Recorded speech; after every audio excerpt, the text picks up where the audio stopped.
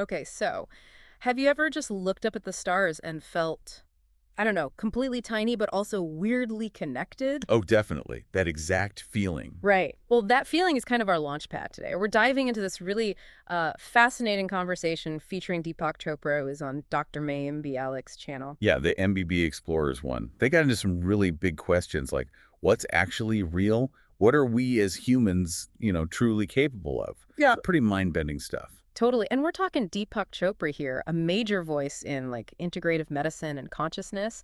And the hosts really guided the conversation well. They did. So what we want to do is unpack some of those big provocative ideas, things that honestly might make you rethink how you see everything, your whole experience. Okay, let's start with the first big one that kind of stopped me in my tracks. This idea that the physical world, this desk, the chair, us, it might not be as solid as it feels. Right. We think of stuff as, well, stuff. Tangible. Exactly. Hmm. But the science they talked about paints a very different picture. It really does. I mean, think about this. The universe is mostly stuff we can't even see or directly detect. About 70% is this thing called dark energy, pushing everything apart faster and faster. 70%. Okay. And then there's dark matter, another 27%. Mm-hmm. Invisible, but, it's gravity's basically holding galaxies together. So wait, 70 plus 27, that leaves only 3% for everything else, like atoms, the stuff we're made of. Precisely. Yeah. Just 3% for all the atoms in the entire universe. And it gets even wilder because the visible part of that, what we can actually see with telescopes, that's like 0.1% of the total. That's vanishingly small. It is. Yeah. And if you zoom into those atoms, the basic building blocks. Yeah. What about them? Well, they do this weird thing. When we observe a particle, it's like a little point in space. Hmm. But the moment we stop looking, It changes. it acts like a wave. Not a physical wave like in the ocean, Hmm. but more like a wave of probability, a mathematical description of where it might be. So, Hmm. it's only definite when we're paying attention. That sounds... Yeah, it's kind of physics for you. Yeah. So if almost everything is dark energy or dark matter, and the tiny bit left is basically waves of possibility until observed, Chopra's takeaway was, well, the universe is essentially made of nothing. Made of nothing. Wow. Okay, that's unsettling, but also kind of freeing.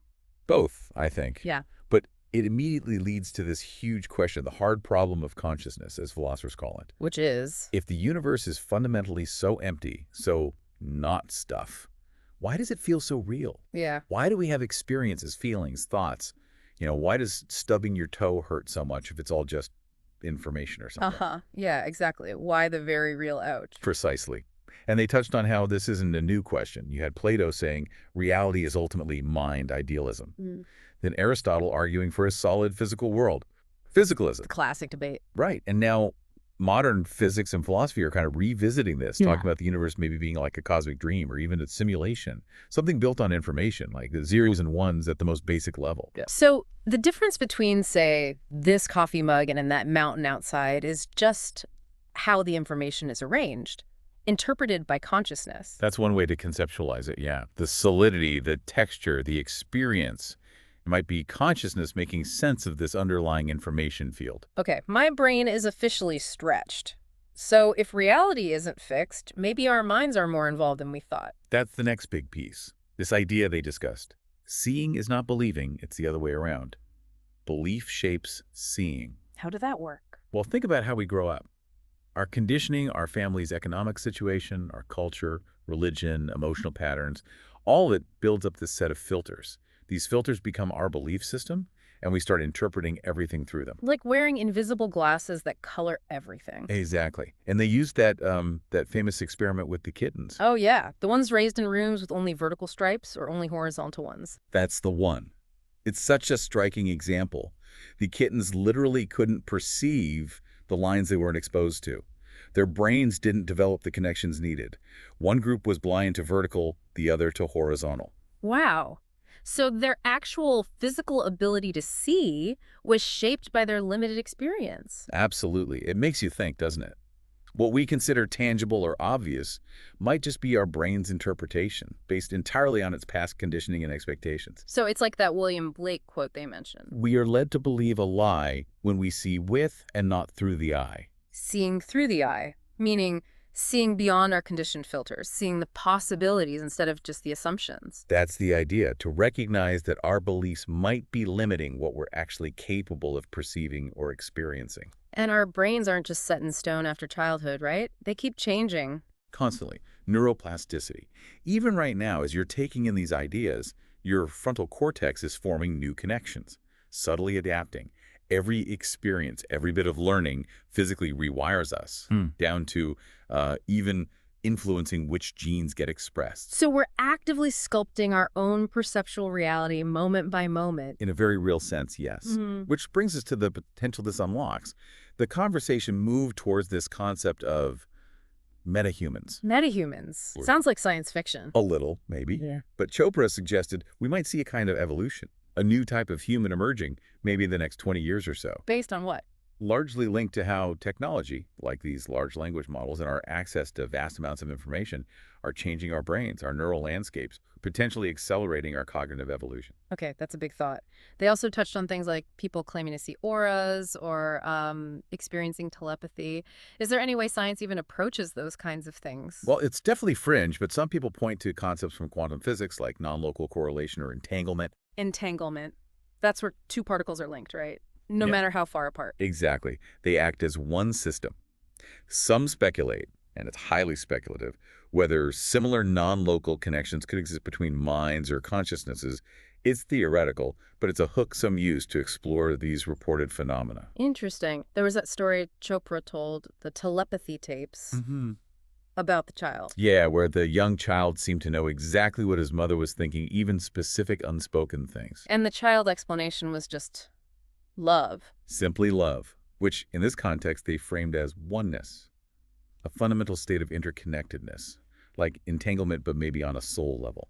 It draws a lot from Eastern wisdom traditions. So love isn't just an emotion, it's a state of connection. That's the perspective offered, that even hate is seen as a distortion of that connection, a sort of desperate cry for love or unity. That reframes things quite a bit. They also mentioned limbic resonance. What's that? It's more grounded in neuroscience. It's the idea that our emotional states, our limbic systems, can actually sync up with those we're close to. Think about how calming a loving presence can be, or how anxiety can be contagious. Yeah, like with pets even. You feel calmer when you pet your dog. Right. That's limbic regulation. It's this energetic exchange through, as they put it, attention, affection, appreciation, acceptance. It can literally help regulate our nervous systems. It's a form of energetic connection, or healing, if you like. And yoga came up too, briefly. Not just the stretching, but something deeper. Yeah, they did that little exercise, notice the gap between a question and the answer. That pause, The silence. that space, that silence between thoughts was described as an experience of pure presence. Maybe even, as Chopra put it, tapping into God's mind, or universal consciousness. The 8 limbs of yoga, beyond the physical poses, asanas, are really a whole system for cultivating that deeper awareness. Okay, so let's try and pull this together. We've got the idea that the solid world might be more like an information field, an illusion of sorts. Right, an interpretation by consciousness. Then our own beliefs, our conditioning, act as powerful filters that literally shape the reality we perceive. Yeah, we see what we believe, not the other way around. And finally, there's this deeper potential within consciousness itself, connection, maybe even things like entanglement or limbic resonance, pointing towards untapped human abilities and a fundamental oneness, often linked to love. Exactly, it covers a lot of ground, from physics to philosophy to personal experience. So, thinking about all this, it leads to a pretty potent question for everyone listening. If your reality is so closely tied to what you believe is possible, Yeah. what limitations are you maybe accepting right now that aren't actually fixed? That's the core of it, isn't it? What possibilities might open up if you started to gently question some of those deeply held assumptions? If you allowed for reality that's maybe a bit more fluid, a bit more conscious? It's definitely food for thought. Maybe it's worth taking some time to just, notice our own automatic thoughts and reactions. Or try practices like mindfulness, meditation, even just sitting in silence for a few minutes, see what bubbles up from that quieter space. It's a personal exploration for sure. Yeah. Understanding ourselves, understanding reality. It's the big journey. Absolutely. Follow for more deep dives into the fascinating world around us and, maybe more importantly, within us.